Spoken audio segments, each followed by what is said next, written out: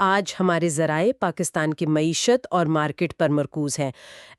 ایک طرف تو حکومت کے بڑے منصوبے ہیں، بین الاقوامی مدد بھی آ رہی ہے، لیکن دوسری طرف کچھ چیلنجز بھی ہیں، مارکیٹ میں اتار چڑھاؤ اور پالیسیوں میں تبدیلی کے اشارے بھی۔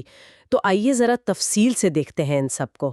جی بالکل، صورتحال ایسی ہے کہ بیرونی مدد تو مل رہی ہے جو اہم ہے، لیکن اصل کہانی اندرونی حالات اور پالیسی فیصلوں سے بنے گی، اور چیلنجز تو خیر اپنی جگہ موجود ہیں۔ ٹھیک ہے، تو سب سے پہلے یہ اسٹیٹ بینک والا معاملہ دیکھتے ہیں۔ شرح سود تو نہیں بدلی، 11% پر ہی ہے، لیکن سسٹم میں تقریباً 12 ٹریلین روپے ڈالے گئے ہیں۔ یہ اتنا بڑا قدم کیوں؟ یہ ایک طرح کا توازن بنانے کی کوشش ہے۔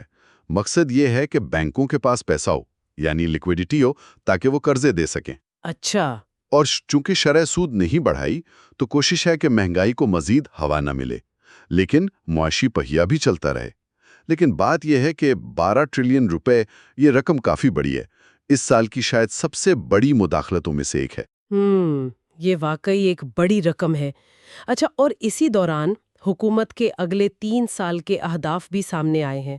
5% گروتھ، معیشت 162 ٹریلین روپے سے اوپر، برآمدات میں 10 ارب ڈالر اضافہ اور ترسیلات زر 44.8 ارب ڈالر تک۔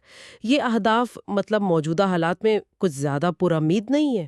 ہیں تو بہت جرت مندانہ، اس میں کوئی شک نہیں۔ دیکھیں، ان کا حصول صرف پالیسی بنانے پہ نہیں بلکہ ان پہ ٹھیک سے عمل کرنے پر منحصر ہے، اور ساتھ میں بیرونی حالات جیسے عالمی معیشت کی سستی وغیرہ، ان سے کیسے نمٹتے ہیں۔ صحیح۔ تو اگر بڑی تصویر دیکھیں تو ان اہداف کے لیے بیرونی مدد جیسے سرمایہ کاری وغیرہ بہت ضروری ہو جاتی ہے۔ اور مدد کی بات کریں تو خبریں تو اچھی ہیں۔ سعودی عرب نے 1 ارب ڈالر کی تیل کی سہولت بڑھا دی، 5 ارب ڈالر کے ڈپازٹس بھی رول اوور کر دیے۔ کویت سے بھی مہمن ڈیم کے لیے قرض ملا ہے 7 ارب روپے کا، اور گرین کلائمیٹ فنڈ سے بھی 250 ملین ڈالر منظور ہوئے ہیں۔ یہ تو کافی ٹھوس مدد لگ رہی ہے۔ جی بالکل، یہ بہت اہم ہے، خاص طور پر سعودی عرب کا 5 ارب ڈالر رول اوور کرنا۔ اس کا مطلب ہے پاکستان کو فوری طور پر یہ رقم واپس نہیں کرنی پڑے گی۔ یہ تقریباً 1.45 ٹریلین روپے بنتے ہیں، جو ادائیگیوں کے توازن اور ذخائر کو سنبھالنے میں کافی مددگار ہیں۔ درست۔ لیکن ہمیں یہ بھی یاد رکھنا چاہیے کہ خود وزارت خزانہ نے بھی سست ترقی اور روپے کی کمزوری پر تشویش ظاہر کی ہے۔ تو یہ مدد اہم تو ہے، لیکن یہ ایک وقتی سہارا ہے، مستقل حل نہیں۔ بالکل ٹھیک کہا آپ نے، کیونکہ اندرونی چیلنجز تو وہیں کے وہیں ہیں۔ جیسے فوڈ سیکٹر پر قرضہ 325 ارب روپے تک پہنچ گیا ہے، پیٹرول کی قیمتیں پھر بڑھ گئیں۔ ہاں، ایک دلچسپ بات یہ ہے کہ ایئرپورٹس کیش لیس ہو رہے ہیں، جی، لیکن ساتھ ہی یہ خبریں بھی چل رہی ہیں کہ اگر IMF کے اہداف پورے نہ ہوئے تو ہو سکتا ہے فون کالز، سولر پینلز اور یہاں تک کہ بینک سے کیش نکلوانے پر بھی ٹیکس لگ جائیں۔ ہاں، یہ جو ممکنہ ٹیکس ہے تقریباً 200 ارب روپے کے، یہ اسی مشکل راستے کی طرف اشارہ کرتے ہیں جس پر IMF پروگرام کی وجہ سے چلنا پڑ رہا ہے۔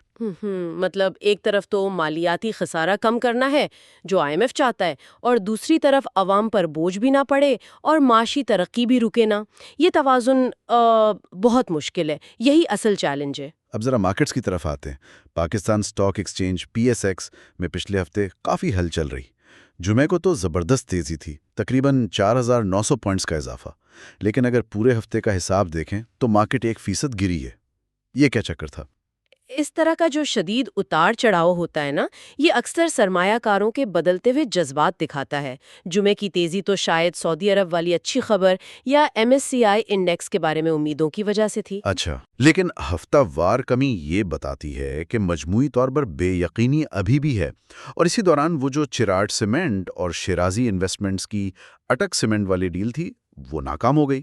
اس سے پتہ چلتا ہے کہ بڑی ڈیلز میں ابھی بھی کچھ مسائل ہیں، شاید قیمتوں پر اتفاق نہیں ہو پایا۔ دلچسپ بات ہے۔ اور یہ جو MSCI فرنٹیئر مارکیٹس انڈیکس ہے، اس میں پاکستان کی مزید 3 کمپنیوں کے شامل ہونے کے امکان ہے، فاطمہ فرٹیلائزر، عسکری بینک اور بینک آف پنجاب۔ اس کی کیا اہمیت ہے؟ جی، اگر یہ شامل ہو جاتی ہیں تو اس انڈیکس میں پاکستان کا وزن تھوڑا سا بڑھ جائے گا، ابھی تقریباً 5.4% ہے۔ اس سے یہ ہوتا ہے کہ جو غیر ملکی سرمایہ کار اس انڈیکس کو دیکھ کر پیسہ لگاتے ہیں، ان کی دلچسپی پاکستان میں بڑھ سکتی ہے۔ حتمی فیصلہ تو خیر 5 نومبر کو آئے گا۔ صحیح۔ آخر میں ذرائع میں میوچل فنڈز کی کیش پوزیشنز کا بھی ذکر تھا کہ کچھ فنڈ مینیجرز کافی زیادہ کیش لے کر بیٹھے ہیں، تو کیا یہ احتیاط کر رہے ہیں یا کسی موقع کا انتظار ہے؟ عام طور پر یہ مارکیٹ میں غیر یقینی صورتحال کو ظاہر کرتا ہے۔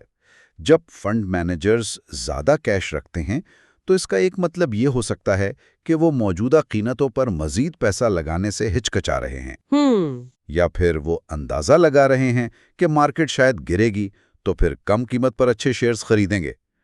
یہ پروفیشنل سرمایہ کاروں کے موڈ کا ایک اہم اشارہ ہوتا ہے۔ تو خلاصہ اگر کریں تو تصویر کافی ملی جلی سی ہے۔ ایک طرف بڑے حکومتی اہداف ہیں، بین الاقوامی مدد بھی مل رہی ہے، لیکن دوسری طرف مقامی معاشی مشکلات، ممکنہ نئے ٹیکس اور مارکیٹ کی غیر یقینی صورتحال بھی ساتھ ساتھ چل رہی ہے۔ بالکل، آگے کا راستہ یہی ہے کہ بیرونی مدد پر انحصار تو رہے گا، لیکن ساتھ میں بہت احتیاط اور سمجھداری سے پالیسی فیصلے کرنے ہوں گے۔ استحکام ابھی بھی کافی نازک ہے اور اسے برقرار رکھنے کے لیے مسلسل کوشش کرنی پڑے گی۔ اور سننے والوں کے لیے ایک آخری نکتہ سوچنے کے لیے، ایک طرف حکومت ڈیجیٹل لین دین جیسے کالز یا بینک سے پیسے نکلوانے پر ٹیکس لگانے کا سوچ رہی ہے، اور دوسری طرف ایئرپورٹس جیسی جگہوں پر کیش لیس سسٹم کو فروغ دے رہی ہے۔